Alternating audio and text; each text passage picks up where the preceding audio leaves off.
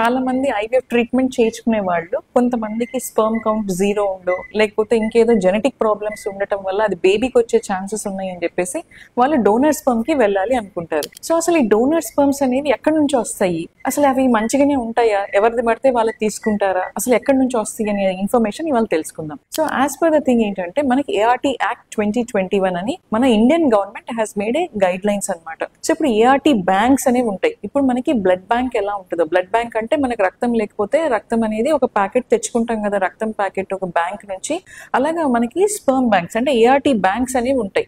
అక్కడ వాళ్ళకి sperm donors అనే వాళ్ళు వస్తారనమాట. అక్కడ నుంచి మన IVF సెంటర్స్ కి శాంపిల్స్ వస్తాయి. సో ఇప్పుడు ART బ్యాంక్ లో ఎలాంటి వాళ్ళని స్పర్మ్ డోనర్ గా తీసుకుంటారు అంటే 21 ఇయర్స్ నుంచి ఇప్పుడు 50 ఇయర్స్ వరకు కూడా ఉండే వాళ్ళని తీసుకుంటారు. సో ఇప్పుడు 21 స్టార్టింగ్ ఏజ్ గ్రూప్ అనమాట.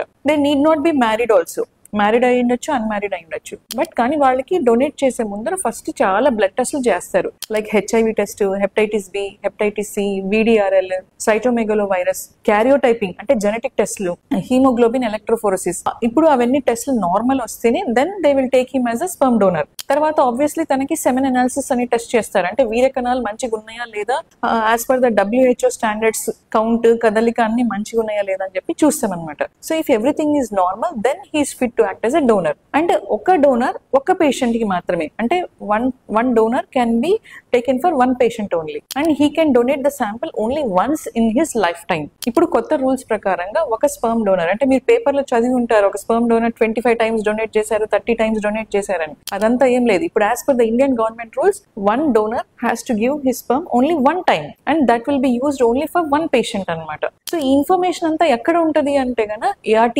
బ్యాంక్స్ అనే వాటిలో ఉంటది. సో ఆ ART బ్యాంక్స్ పని ఏంటి అంటే స్క్రీనింగ్ చేస్తారు. ఇట్లా డోనర్ గా విల్లింగ్ గా ఉన్న వాళ్ళని స్క్రీనింగ్ చేస్తారు. అంటే బ్లడ్ టెస్ట్లు అన్ని చేసి whether he's normal or not check చేసిన తర్వాత ఆ శాంపిల్స్ ని IVF సెంటర్స్ కి పంపిస్తారు అనమాట. So you need not worry at all. ఎవరిదో ఎక్కడి నుంచో వస్తుంది, మనకి ఏవో డిసీజెస్ వస్తాయి, రోగాలు వచ్చేస్తాయని భయపడాల్సిన అవసరం ఏమీ లేదు. సో ఈ ఎవరైతే స్పర్మ్ డోనర్ ట్రీట్మెంట్ కి వెళ్ళాలనుకుంటున్నారో ఖచ్చితంగా ఈ వీడియోని షేర్ చేయడం వల్ల మీరు ఇన్ఫర్మేషన్ పాస్ చేస్తారు.